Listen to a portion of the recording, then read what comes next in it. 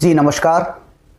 देखिए, हमारे शरीर का जो ये हिस्सा होता है, स्पेशली यहाँ पर कभी कभी एक गैस का गोला हमें महसूस होता है, जिसे हम ब्लोटिंग बोलते हैं या देसी लैंग्वेज में इसे कॉडी बोल देते हैं।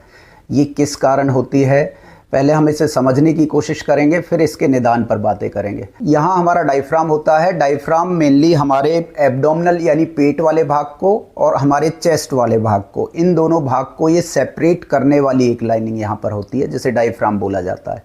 और ब्लोटिंग के दौरान मेनली इसी डायफ्राम पर हमारा प्रेशर होता है। जैसे हम सांस भरते हैं तो डायफ्राम हमारा नीचे की तरफ आता है और लंग्स हमारे एक्सपेंड हो जाते हैं, यानी फेफड़े हमारे फूल जाते हैं।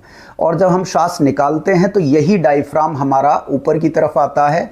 हमारा जो ये चेस्ट वाला रीजन है ये स्क्वीज़ होता है और हम श्वास को बाहर निकाल देते हैं। यानी ये हिस्सा हमारा स्क्वीज़ होना इसका और एक्सपेंड होना किसके ऊपर डिपेंड करता है? डायफ्राम के ऊपर डिपेंड करता है।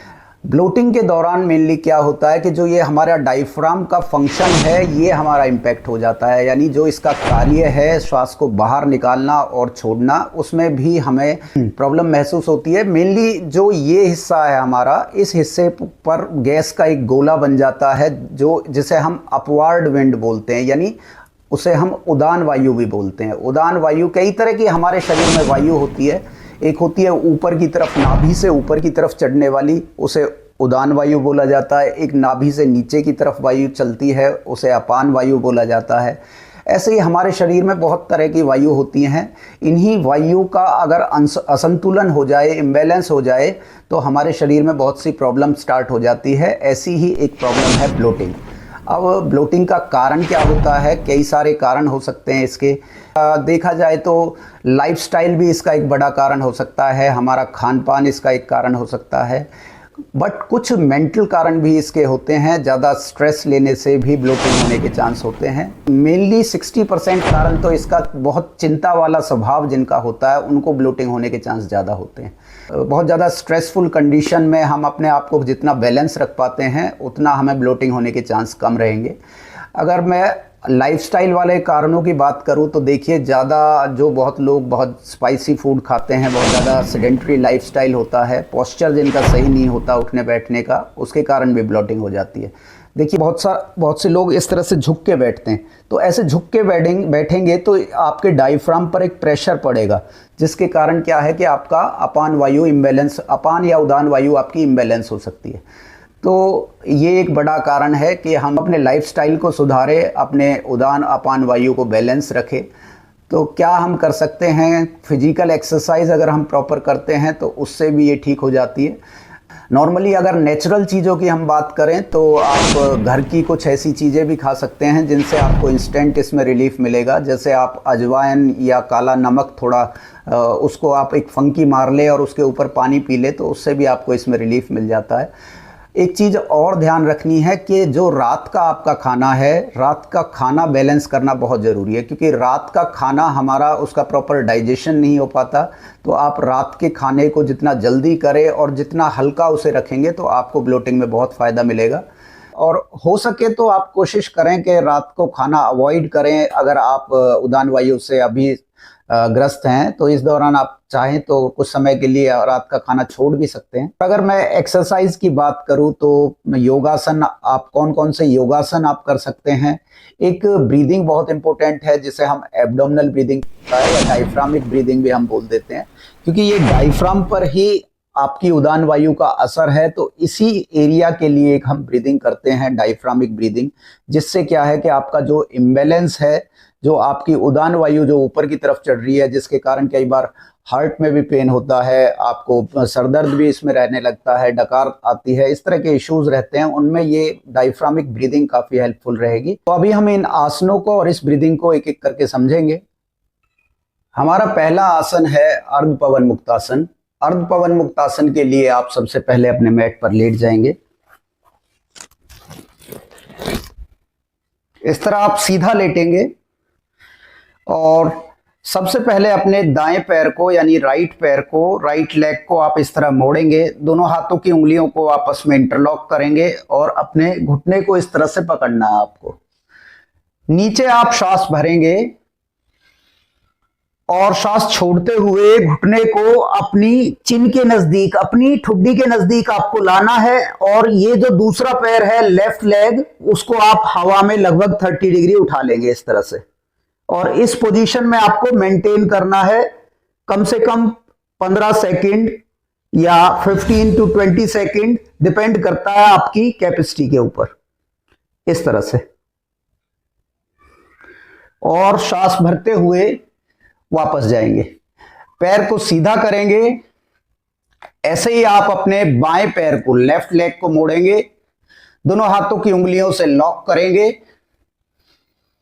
नीचे सांस भरेंगे और सांस छोड़ते हुए फिर से एक बार लेफ्ट लेग को अपनी चिन के नजदीक और दूसरे पैर को हवा में उठाएं। जितना समय आपने राइट साइड लिया था, इतना ही समय आपको लेफ्ट साइड लेना है।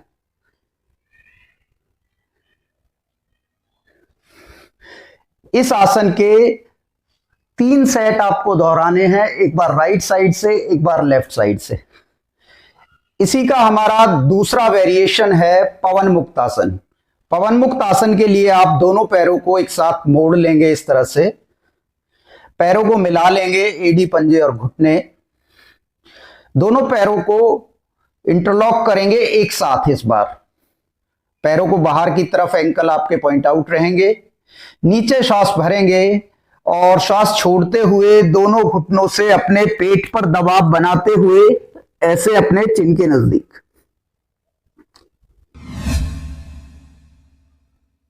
इस पोजीशन में आप 30 सेकंड कम से कम रोकने की कोशिश करेंगे।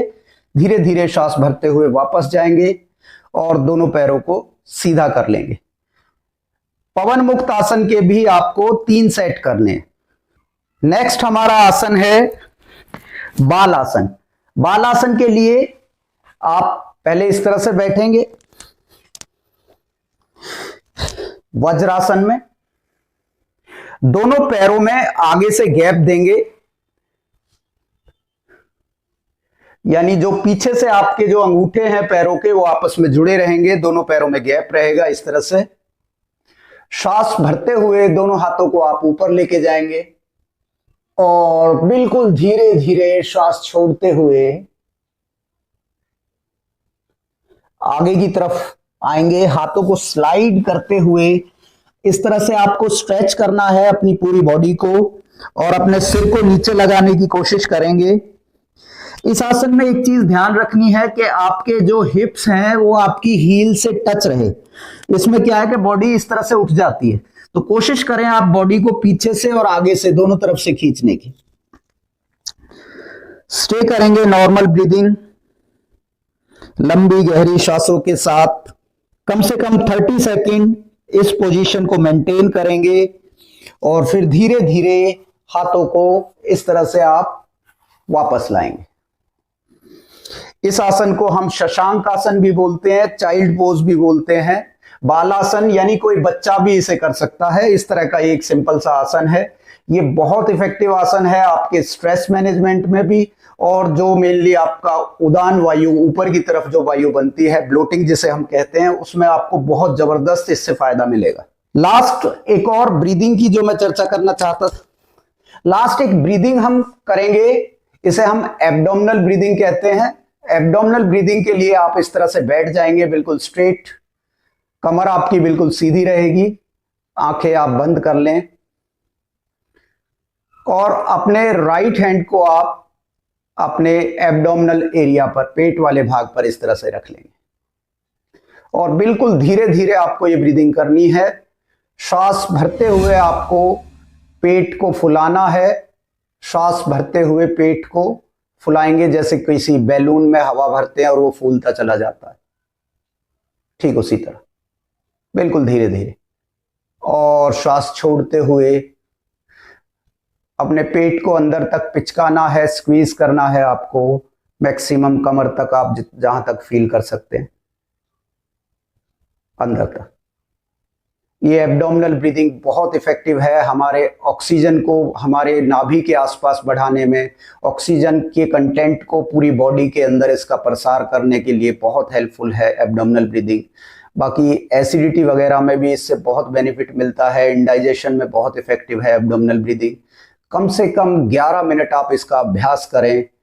तो इन सभी आसनों को और जो ब्रीदिंग मैंने बताई है, अगर आप प्रॉपरली करते हैं तो डेफिनेटली आपको बहुत ज़बरदस्त फ़ायदा मिलने वाला है। जिन्हें उदान वायु का इशू है, जिन्हें भी इस तरह का इशू रहता है, जिनकी स्पेशली वायु ऊपर की तरफ चढ़ती है, आप इन आसनों को और जो भी चर्चा हमारे बीच रही उन्हें आप फॉलो करें। डेफिनेटली बहुत ज़बरदस्त फ़ायदा आपको इस प्रॉब्लम में मिलेगा। नमस्कार।